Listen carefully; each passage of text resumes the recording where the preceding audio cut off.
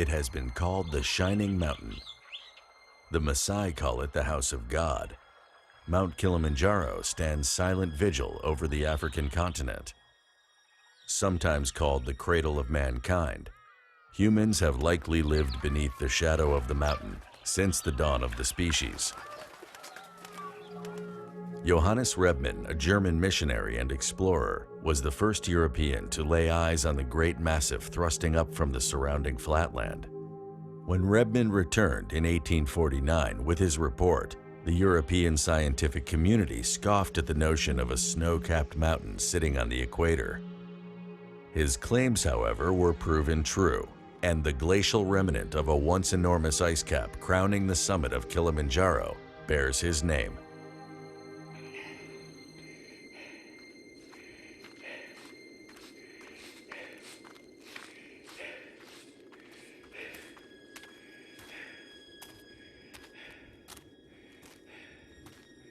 Being born and raised in Africa, it was always one of my dreams to summit Africa's highest mountain, Kilimanjaro.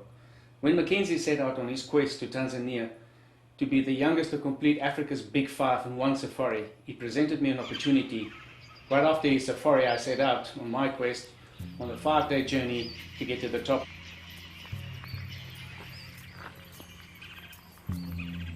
There's different routes to climb Kilimanjaro, and they basically range from 5 days to 9 days. The Maranga route, which I choose to take, is only 5 days, and it's supposed to be the easiest route, but also the route with the highest failure rate. The reason for that is climbing Kilimanjaro has a lot to do with getting used to the altitude, and the longer you take, the more your body has a chance to adjust, and you get all the oxygen that you need to get to the summit. While if you only have 5 days, your body doesn't have enough time to adjust, and due to that factor, a lot of people doesn't make it to the top, they actually fail. Mount Kilimanjaro is one of the most accessible high summits in the world. Climbing routes exist that allow explorers to ascend to the crater rim of Kibo without the use of specialized climbing gear or training. Climbing Kilimanjaro does have certain advantages. You always have a guide that will lead you, somebody that's been up there several times and will show you the way and tell you what you can expect and what not to expect. And of course you'll have some porters. And this is the guys that's going to carry your food and whatever you're going to need on your way up there and obviously on your way back. This is the tough guys who obviously have to do this every day of their life. And as you journey on to the top, you'll meet more people. And obviously each one of them will have their guide and their porter. So the group will get bigger and bigger as you get friends. And the porters and the guides will buddy up and they will become friends. And we as people that have never done it before, we have a lot of talk about, so obviously we'll become friends and we'll do the journey together. At the end of each day, when you do get to your camp where you're going to spend the night, you will actually go past that. You'll climb up higher, 200 or 300 feet. And then you'll stay up there for about an hour and sometimes even longer. And this is some time that you can use basically to take photographs.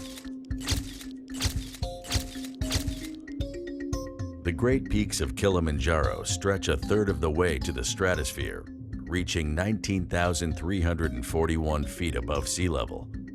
It is the highest point of Africa and the tallest freestanding mountain in the world. Yet, while Kilimanjaro is a single mountain extruding from the vast African plains, it measures an incredible 40 miles in diameter at its base and is an ecosystem unto itself. Climbing up to 300 feet higher than your base camp is very important. The reason you're doing that is that your body gets a chance to adjust to a higher altitude, less oxygen, and you spend about an hour, hour and a half there before you go back. That allows you to sleep better that night and be a little bit more rest out before you start your journey for the next day.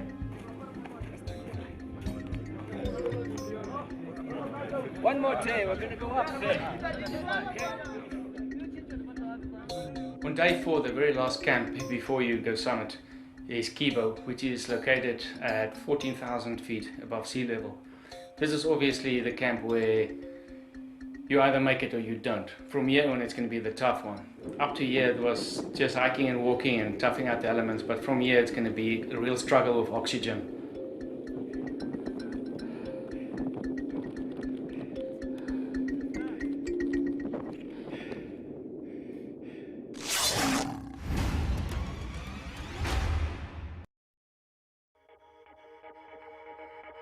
It was always one of my dreams to summit Africa's highest mountain, Kilimanjaro.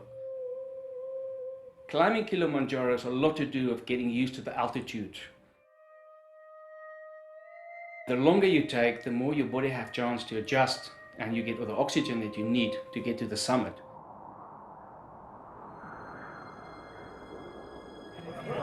One more day, we're going to go up there. This is obviously the camp where you either make it or you don't.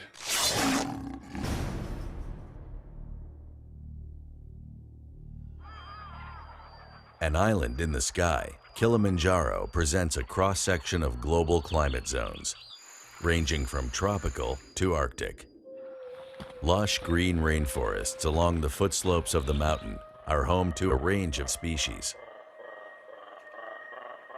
Beyond the forests of the lower altitudes, the landscape gives way to long stretches of moorland. Here, giant, almost alien plant life studs the moor, lending the environment an otherworldly quality. Above 13,000 feet, even the heath-covered moors disappear. Wreathed in misty clouds, this alpine desert is a cold, surreal expanse of rocky landscape. The mountain is so big, it's so vast, that you can imagine that every day you'll walk for 5, 6, 7 hours and you'll still not see the peak. And you'll do this for 4 days continually and you think, this is one mountain. It's not a mountain range. There's several different peaks, but it's one mountain.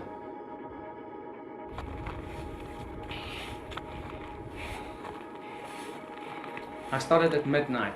And the reason you start at midnight is you want to try to get to the summit at sunrise so that you have enough time to get back. Here we go.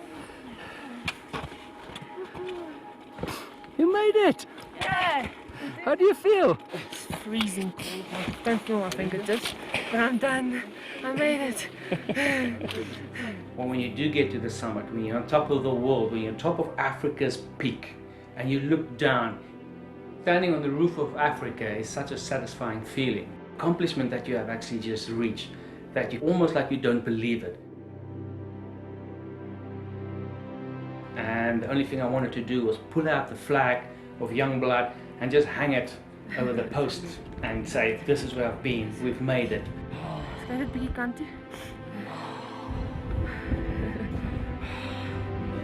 Guess who else made it? The Youngblood Team. Thank you. We made it to the top of Africa. I can actually look down on the clouds, and I remember flying over there and I was on the plane, and at eye level I could see above the clouds, I could see the peak of Kilimanjaro sticking out.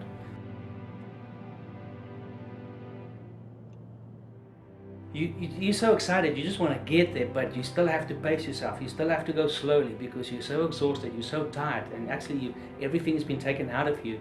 But you're so glad, standing on the roof of Africa, being successful, taking out that flag, hanging it up, it's just such a great feeling.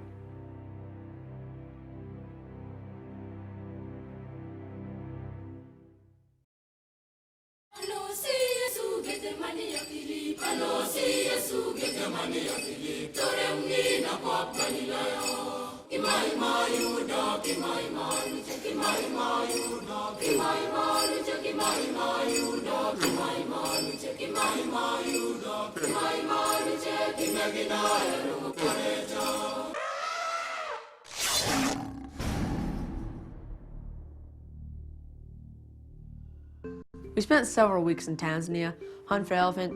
We've seen dozens of bulls, nothing that was legal poundage. I did not want to go back to the States without completing my big 5. But sometimes that happens. We said goodbye to Tanzania and the folks that helped me make this safari a memorable one. We weren't gonna throw in the towel quite yet. We had to look somewhere else for an elephant. We got lucky. We were able to book a last-minute hunt with Marius Katza of Rhineland Safaris on the Timbavati Game Reserve in South Africa.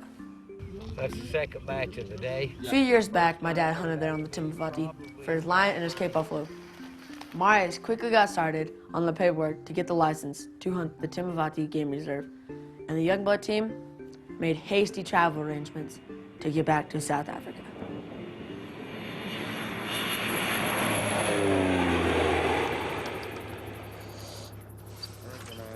We started things off at the Mukwala Game Reserve, also known as Buffalo Line Safari. This is where we met Marius, his men, Jonathan Breda, and Marius' son, Michael. When I first met Michael, he was 10 years old. He was telling me about how he'd already shot most of his Big Five, and that's kind of where I started my Big Five adventure as well. It's 2 years later now when we met up to do the safari, and he has everything except for the elephant of his Big Five. Same as me. Another cool thing about Buffalo Land is they have a small, secluded, fenced-off area that holds a mother and a baby black rhino. So is that like what he tasted with? No. You must remember the lip is like a finger or a trunk. She will stick her tongue out, and the cutting incisors are at the back. So what happens is the tongue and the lip work in. So the lip hooks, pulls it to the tongue, and the tongue takes it all the way to the back. So it's like. And the teeth are at a 45-degree angle. So if you look at we'll stop at a midden in the bush. All the sticks that are in the midden are cut perfectly at a 45-degree angle.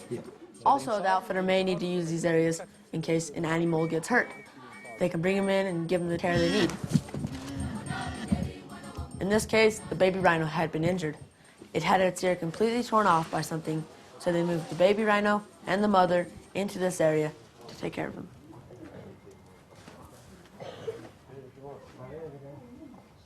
It normally takes 1 to 2 weeks to get the paperwork complete to hunt the Timavati. One afternoon, while waiting on the permit, Marius took us through a drive of a small part of the Timavati Game Reserve to see the land and the wildlife. We crossed paths with a huge Cape Buffalo herd. They were on both sides of the road, scattered everywhere. There was over 100 of them. Their herd was cool. It reminded me of the big herds of elk on the refuge near Jackson Hole back home. After a series of bumpy plane rides, you definitely need to make sure your rifles are still on, because whether you're hunting plains game or big game such as the elephant, you need to have them on. That one's lower. It was still going to take about 3 days, so we decided to hang tight at Buffalo Land and have Jonathan and Marius take us out for some plains game. Yep. While we were out searching for plains game, we spotted a zebra to the side of the road, and it was kind of limping, and Jonathan looked at it and said, "There's wire around its leg." Jonathan informed me that it was a snare set by meat poachers. Meat poachers set out these snares for smaller antelope, but sometimes bigger game gets caught in them. And in this case, it broke off and the zebra ran away, but the damage was definitely done when it went off. Unfortunately, stuff like this in Africa happens. This zebra got caught in the snare, and we'll have Jonathan have him explain it a little better. These wires are normally set for smaller antelope, and they get knocked down by buffalo and rhino and whatever the case might be.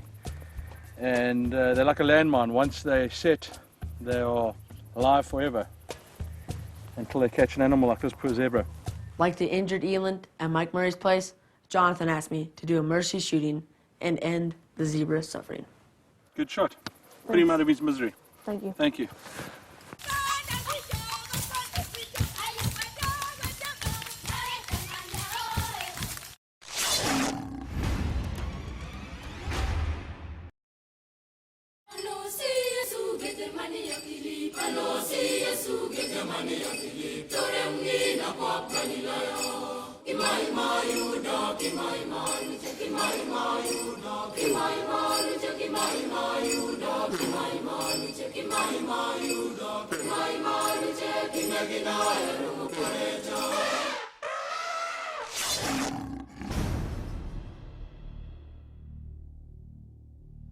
We spotted several niala in the morning, but nothing quite big enough. So after brunch, we went back out and searched niala.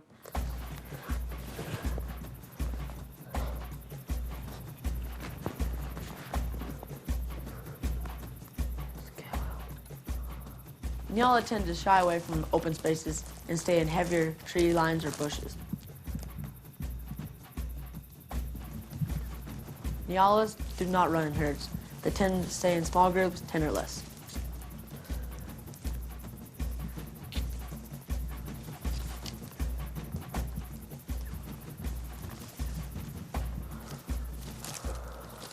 where you guys sat down and looked up through here. After y'all went that way, he walked right out here and stopped.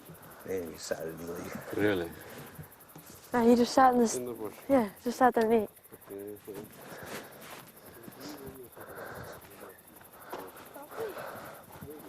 On this side. That was the first one actually, Oh, but he was what? the last one to go through that opening.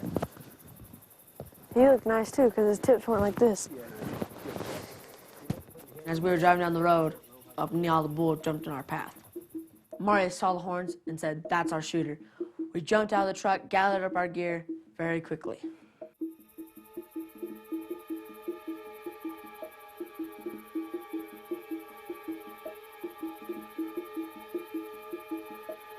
Tell me when.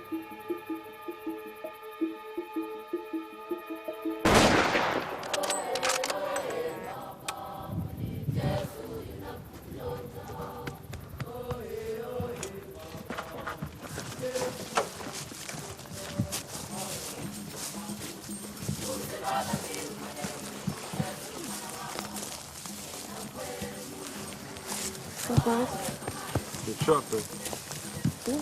Yeah, they're really pretty. They're way pretty, buddy. Yeah. I mean, they're beautiful. Hey, Cappy.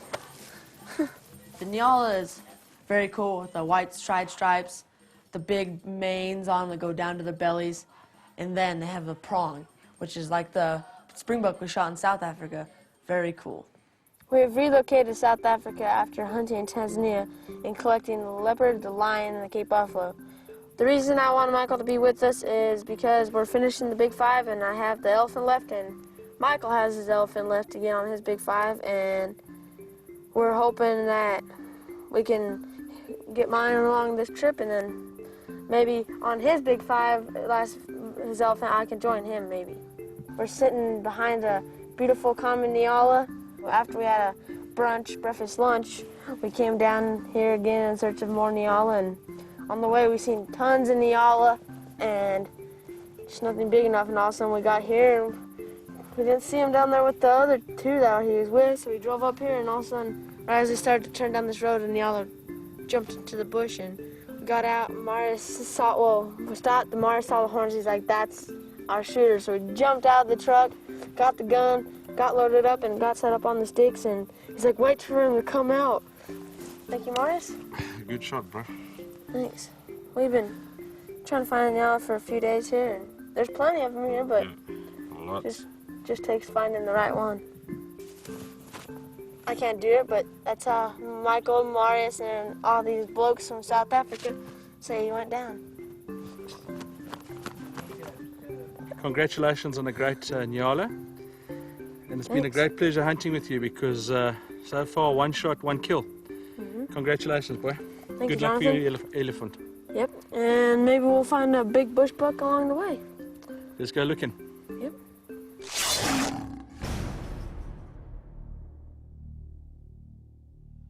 Throughout my safari, we've seen nearly a dozen different antelope species.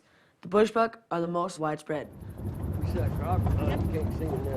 Bushbuck are one of the most dangerous antelope to hunt because when wounded, they hide in the thick bush and charge their attacker and try to impale them with their sharp horns. We were driving down the dirt road looking for plains game. Jonathan had to use the restroom. So everybody else kind of got off the truck and tended walking down the road, and one of the trackers spotted a bushbuck, and while Jonathan was tending to his business way in the back, I was tending to mine up in the front.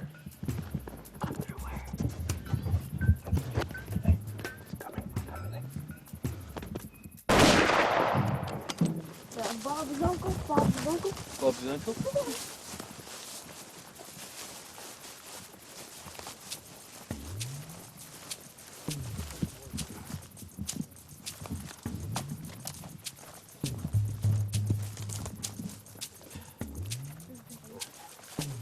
Good shooting, dude. Thanks, Mom.